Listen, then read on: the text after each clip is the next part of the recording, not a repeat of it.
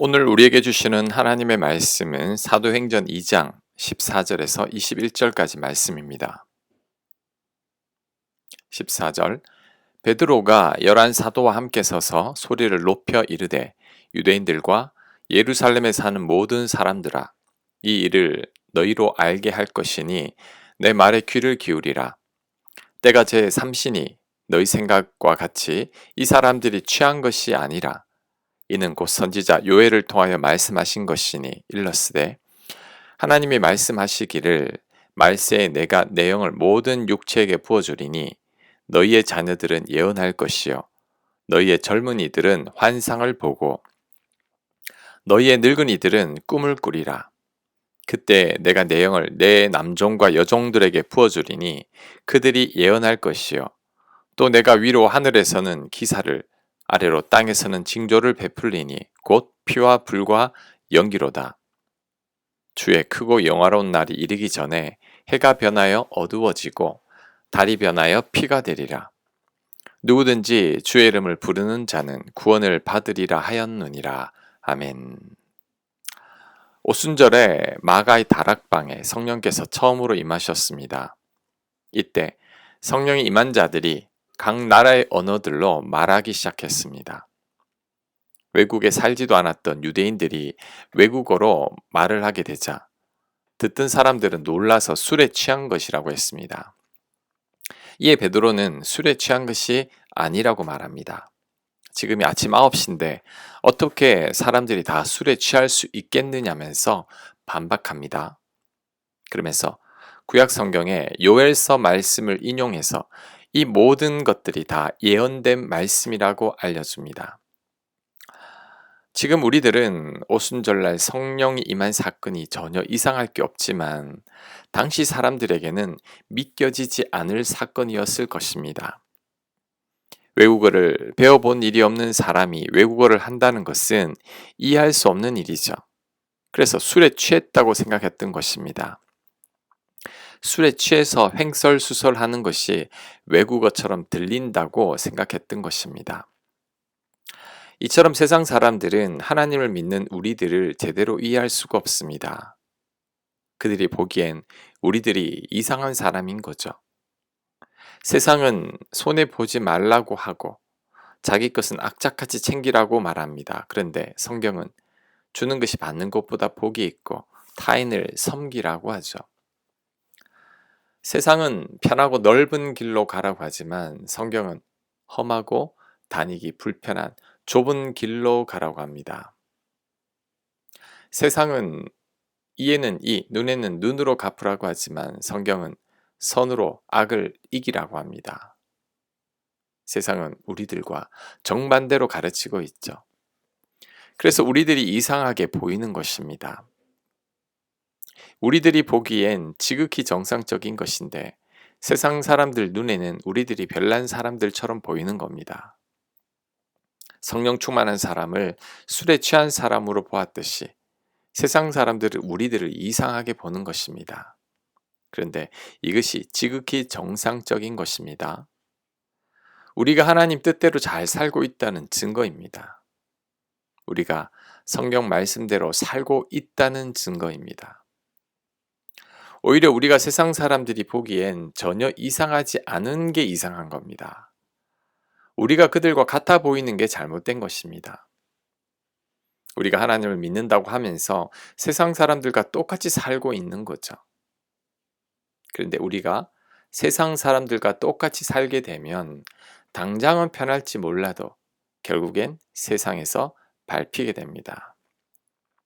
짠맛을 내야 할 그리스도인들이 짠맛을 잃었기 때문이죠. 마태복음 5장 13절입니다. 너희는 세상의 소금이니 소금이 만일 그 맛을 잃으면 무엇으로 짜게 하리요? 후에는 아무 쓸데 없어 다만 밖에 버려져 사람에게 밟힐 뿐이니라. 아멘. 소금이 짠맛을 잃으면 아무 쓸데가 없습니다. 그냥 길거리에 버려질 뿐이죠. 마찬가지로 우리가 세상 사람들과 똑같아진다면 우리 또한 세상 가운데 버려져서 밟힐 뿐입니다. 우리는 세상 사람들과는 달라야 합니다. 그들 눈에도 우리가 다르게 보여야 합니다.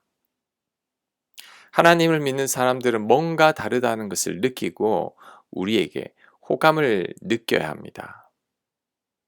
그래서 우리를 통해 간접적으로 하나님을 보고 하나님께 나오게 해야 합니다. 그것이 진짜 그리스도인의 삶인 거죠. 자, 그다음 베드로가 요엘 선지자의 말씀을 인용하는데 이 말씀도 가만히 살펴보면 불가능해 보일 것 같은 말씀들입니다. 어린 자녀들이 예언을 한다고 하는데 이 예언은 하나님 말씀을 전하는 것을 의미합니다. 종교 지도자도 아닌 미숙한 자녀들이 하나님의 말씀을 전한다는 것은 납득이 안 되는 말씀이죠. 하지만 성령이 임하면 가능하다는 것입니다. 또한 젊은이들이 환상을 보게 된다고 하는데 사실 젊은이들은 굉장히 실제적이고 먼저 행동으로 옮기는 자들이기 때문에 환상을 보기가 쉽지 않습니다. 하지만 성령이 임하면 젊은이들도 충분히 환상을 볼 수 있다는 겁니다. 또한 늙은이들은 인생을 정리할 나이입니다. 더 이상 꿈이나 소망을 잘 품지 않습니다. 하지만 성령님이 임하면 나이가 들었음에도 불구하고 새로운 꿈을 꾸게 된다는 것입니다. 새로운 소망을 갖게 된다는 것입니다. 즉 우리에게 성령님이 임하시면 도저히 불가능한 것 같은 일도 가능해진다는 것입니다. 우리가 성령님의 도움을 받기 시작하면 내게 능력 주시는 자 안에서 모든 것을 할 수 있게 되는 것입니다. 이전과는 완전히 다른 새로운 삶을 살게 되는 거죠. 이것은 베드로만 봐도 잘 알 수 있죠. 베드로에게 성령님이 임하자 베드로가 완전히 달라졌습니다. 무식한 어부 출신인 베드로가 구약 성경의 요엘서 말씀을 인용합니다. 베드로의 말씀에 힘이 있고 능력이 있습니다. 이후에 나오는 내용이지만 베드로가 죽은 자를 살리고 많은 병자들까지 일으켰죠. 성령께서 베드로를 통해 역사하고 있는 것입니다. 그렇다면 우리 모두는 성령님의 도움을 반드시 받아야 합니다.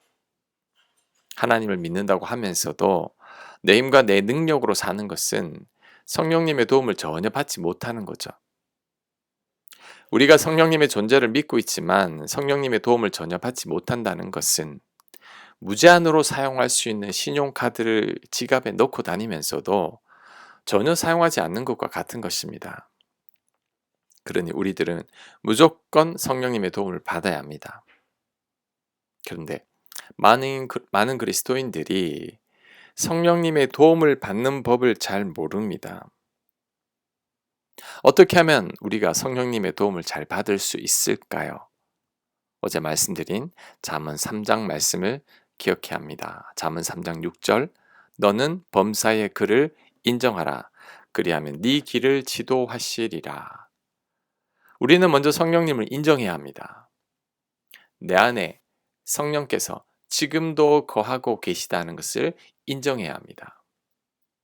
그리고 그 성령님을 날마다 의지하며 도움을 청해야 합니다. 더불어 내 한계와 부족함을 인정해야 합니다. 내 힘과 내 능력과 내 지혜로는 도저히 안 됨을 고백하고 성령님의 도움을 간절히 요청해야 합니다. 바울은 내가 약할 그때가 가장 강할 때라고 했죠. 이 말은 나의 약함을 인정하고 내 안에 강하신 성령님을 의지하라는 것입니다. 그럴 때 성령께서 우리를 도와주십니다. 특히 오늘 말씀은 하나님께서 성령님을 모든 육체에 부어주신다고 했습니다. 이 말씀은 예외가 없다는 것입니다. 차별도 없다는 것입니다. 누구든지 성령님을 의지하고 도움을 요청하기만 하면 성령께서 도와주신다는 것입니다. 그러니 우리들은 이 말씀을 믿고 더욱더 성령님을 의지하고 성령님의 도움을 받아야 합니다. 그것이 바로 승리하는 신앙생활의 비결입니다. 성공하는 신앙생활의 비결은 우리가 성령님의 도움을 받느냐 받지 않느냐에 달려 있습니다. 예수님 믿고 구원받았다고 다가 아닙니다. 예수님을 믿고도 우리가 성령님의 도움을 받지 못하면 여전히 죄에 지고 세상에 치면서 살게 됩니다. 성경 말씀대로 살지도 못하고 아무런 능력도 없는 무능한 그리스도인으로 살아가게 될 뿐입니다. 그러니 우리는 성령님을 철저히 인정해야 합니다. 그리고 날마다 성령님을 의식하며 살아야 합니다. 성령님을 전적으로 의지하고 도움을 요청해야 합니다. 그럴 때 성령께서 우리를 도우실 것입니다. 우리의 삶을 가장 선한 길로 인도하실 것입니다. 아멘. 묵상과 적용 질문입니다. 나는 세상 사람들과 다른 삶을 살고 있는지 평가해 보시기 바랍니다. 나는 성령님을 인정하고 성령님의 도움을 받으며 살고 있는지 조용히 성찰해 보시기 바랍니다. 기도합니다. 하나님, 매 순간 성령님을 인정하고 의식하며 살게 하여 주옵소서. 한순간도 잊지 않는 저희가 되게 하시고 성령님만을 전적으로 의지하며 살 수 있도록 역사하여 주옵소서. 예수님 이름으로 기도합니다. 아멘.